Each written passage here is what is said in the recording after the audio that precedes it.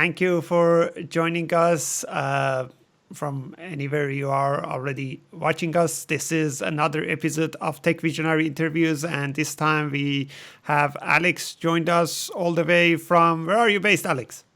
I'm based in Romania. Many people actually don't know that, but I am based in Romania, more specifically in Transylvania, where the vampires are. Nice. It should be quite nice this time of the year, I guess. It is actually a very warm autumn until now, so we are actually enjoying the weather so far. That sounds great. Can you introduce yourself a little bit? What do you do? What is your background? What do you do these days? Yeah, definitely. So my name is Alex, for short, because I have a longer Romanian name.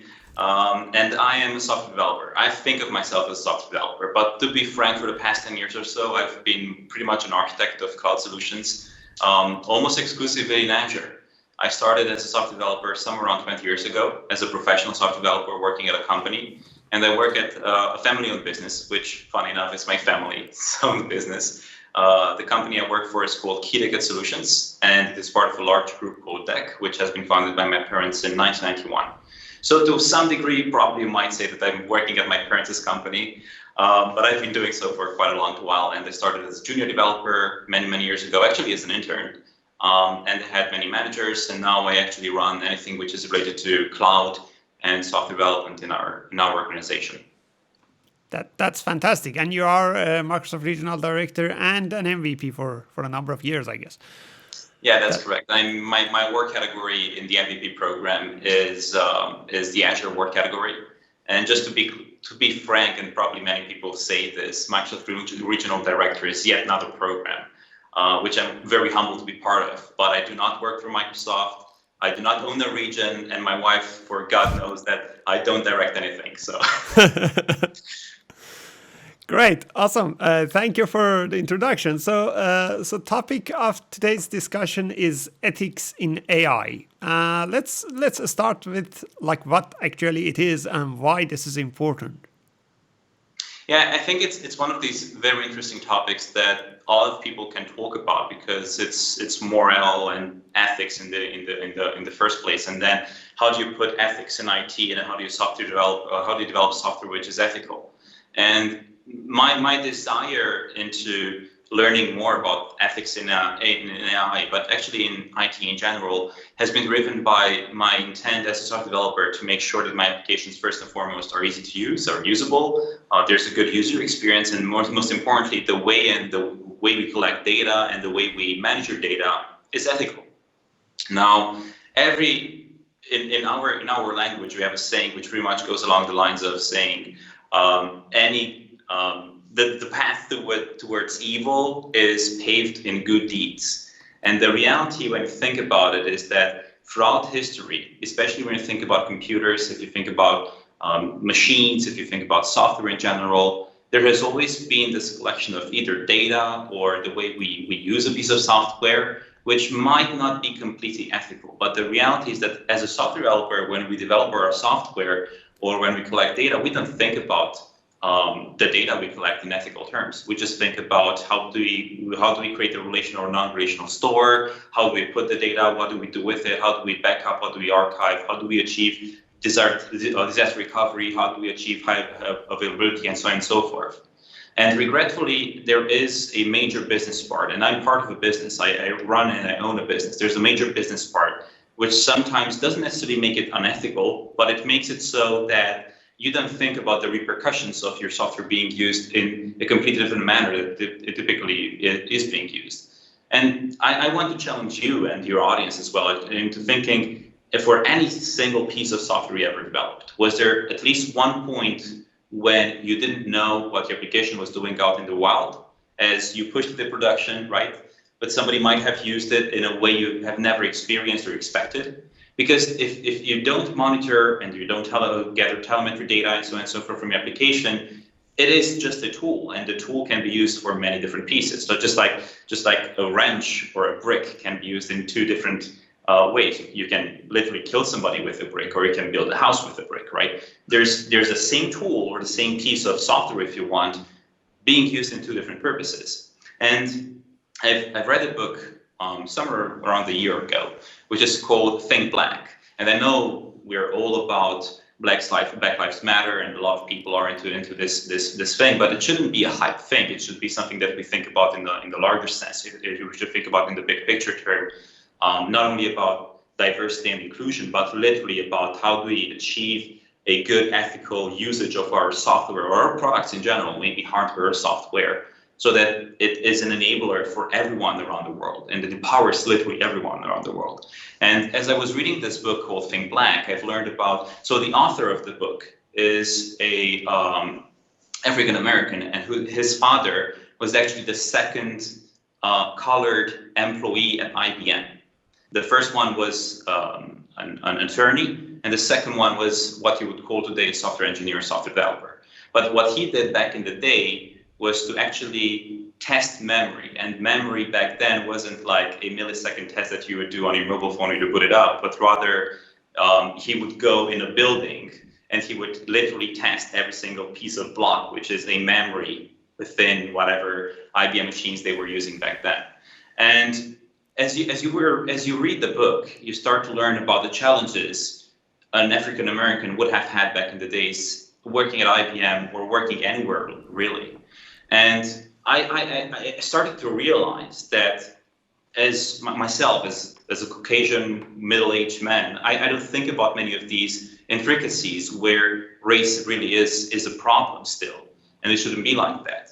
Now, IBM back then, some people argue that they hired African Americans because they wanted to pull a PR stunt, because their machines were being used by the Nazis and were being used by many other in many other places. Jamaica, for example, is an interesting story where IBM was pushing a lot of their business machines to calculations and mathematics. And what they were doing is that they were developing counting machines, and they were selling them, for example, in Jamaica to count Europeans versus African Americans, and the higher purpose there was to figure out the way to sterilize African Americans so that they can whiten up the Jamaican population. That's not only unethical, that's completely, I don't even have the right word for it. But as a developer, when you develop a counting machine, which can be literally used for many other references or data collection usage, you don't think about it like that. Yeah, that's quite important aspect of it. So what do you think are like important areas to consider if you are developing a machine, a software, a piece of, let's say, IT system, to make sure that this is, let's say, inclusive, this has ethics considered in it? What are things to consider? Certainly, there is a very higher and larger conversation to have here about diversity and inclusion. Regretfully, we still see today, especially in AI, with classification, multi-classification, categorization, binary, a bunch of different algorithms that we're using. For example, you do face recognition.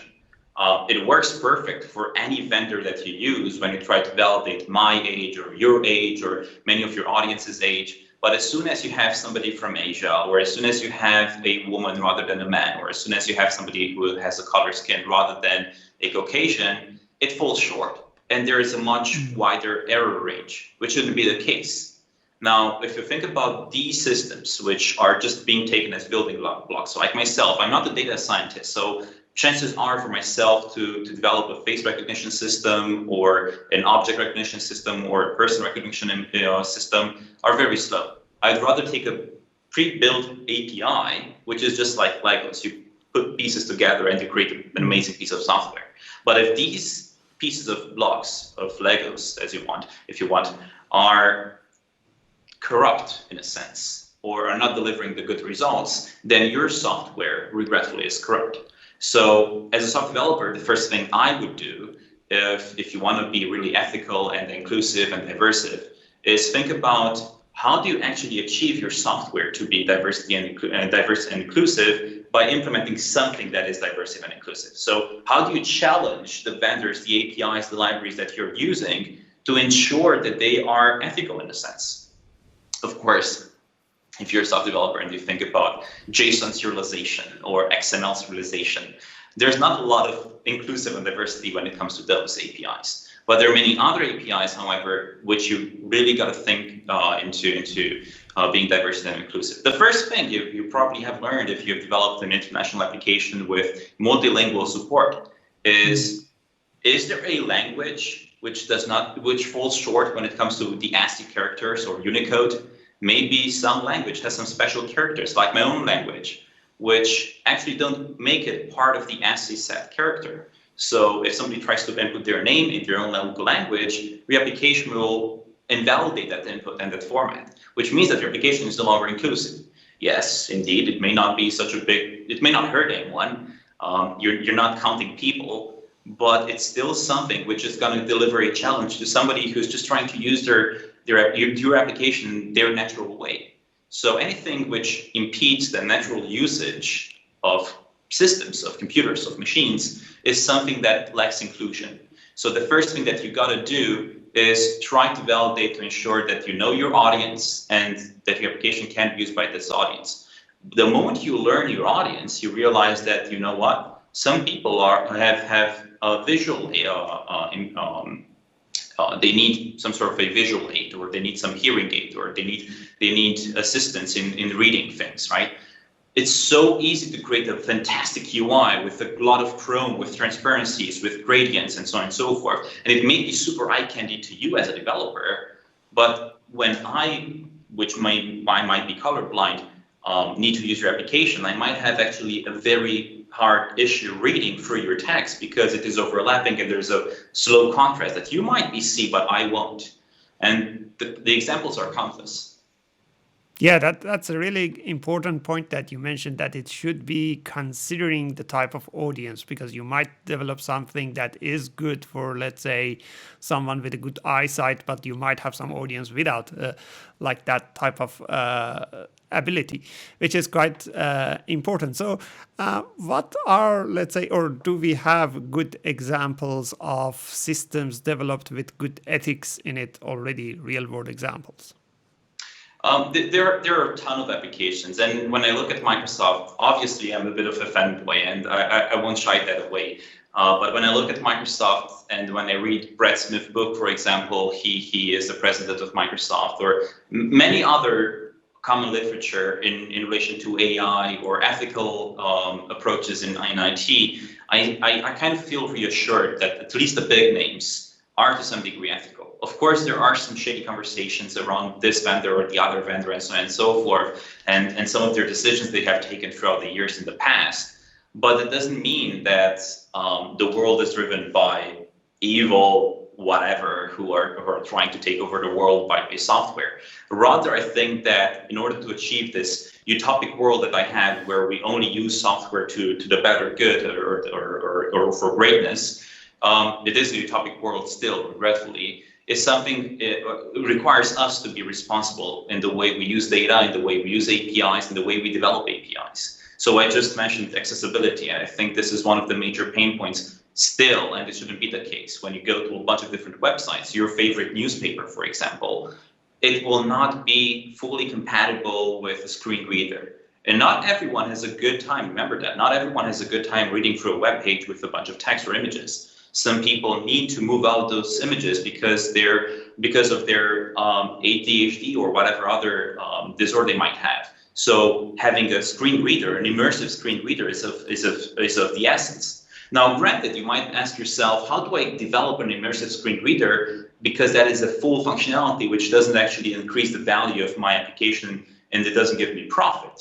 Granted, you may only have 2 users who may have a visual impaired. But here's the thing. The moment you start thinking about your application to be accessible, to be diverse, to be inclusive, and so on and so forth, you're actually driving a culture of inclusion, a culture of diversity, which, at least in my book and in many others of people's book as well, is much more bigger and long-term rather than a short-term profit.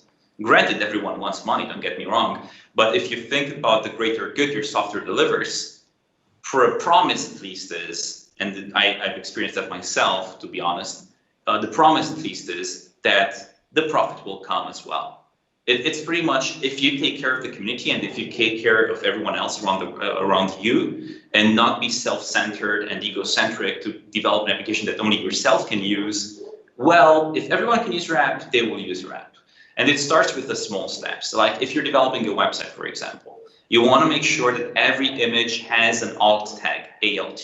That stands for alternative text. And you might ask yourself, why are all these HTML validators telling me that they don't have an alt tag in my images? And it's all about screen readers. And you don't have to be visually impaired to take advantage of those. Imagine yourself driving your BMW or your whatever car you have, and you ask Siri, you ask Google Now One, whatever the name of their system is.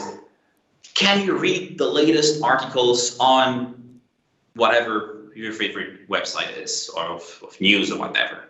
And then as it goes through the text, it comes over an image. And because the image is also contains an alternative text, it will actually explain what's inside the image. So you can look at the road, you can go around, or you can just have your headphones in and maybe take the bus or whatever without taking your phone out, and you understand what's inside the image because you have added a simple text to that image. And it gives you, even though you may not be visually impaired, it gives you already a much, much better experience with your website. And that's why I'm saying, think about being diverse and inclusive with your app, and everyone will have advantages, and everyone will have something to win out of it. Yeah, that's great. And you mentioned something really important here, which is like starts from the culture within the organization, within the place that we start that system, which is quite critical. Thank you for mentioning that. Is there anything else that you'd like to mention in this area that I haven't asked about? Well, I think we every time we talk about ethical approach and being ethical in software development and whatnot, we think about this very higher purpose about improving or making sure that we don't have deep fakes, or we validate deep fakes. The big vendors and the big names in AI at this point are trying to validate or to classify what is the deepfake video versus the non-deepfake video. But it actually starts with smaller steps, and that's what I want to emphasize. And to clarify what deepfake is, because some people may not be familiar with that, deepfake is effectively the usage of reinforced learning, or effectively a machine, to generate something which is fake. And it's called deepfake because we use deep learning within the algorithm. So imagine, for example, Obama. This is one of the most common scenarios if you search it up on YouTube, saying things he never said. But when you look at the video on YouTube, it looks so vivid, and it's so comprehensive, and it feels so natural that you would feel and you would assume that he actually said something. Now, I want to challenge everyone here. Imagine yourself in a position or in a place where you never were at, and supposedly were recorded for doing something you never did. Obviously, that's something bad, right? There's no doubt about it. How do we classify the good versus the evil, the good versus the bad? That's a very challenging thing to do at this point. And the big names in software in the industry, including Microsoft and Google and IBM and everyone else, they're literally challenged to figure out a way to validate what is fake versus what is not fake. What I emphasize everyone at the table, though, is make sure you start with the small steps. Make sure you add that alt tag to the images. Make sure that you have good contrast ratio within your websites. And if you start to think and bend your mindset around being inclusive and diverse, even in those small steps and small areas, eventually the world, hopefully, at least in my utopic world, will be in a place where we'll think more about ethical pretty much as a natural thing, rather than worry about this small group of individuals who are generating deep fakes potentially against ourselves. Yeah, that's very true. Changing the focus and the point of view is really important. Awesome, thank you. How our audience can get in touch with you? What is the best way to contact you? Well, I'm super friendly on LinkedIn, on Twitter, on Facebook. If you search for Alex Mang, you're pretty much on every social media, you'll find myself. But I'm also trying to unionize all my handles, whatever social platform you're using, to I am Alex Mang. And if you search for that, most likely my picture will show up. Great, awesome, and we have your account details down under your video feed over here. Awesome. Great. Thank you for your insight and your valuable discussion here. Thank you, everyone, for watching us. If you have any questions, feel free to reach out to Alex directly or put your comments down in the description below, in these comments below in the YouTube channel. We'll make sure that we'll get this to Alex and get his feedback about it. Until the next interview, stay safe. See you next time. Cheers.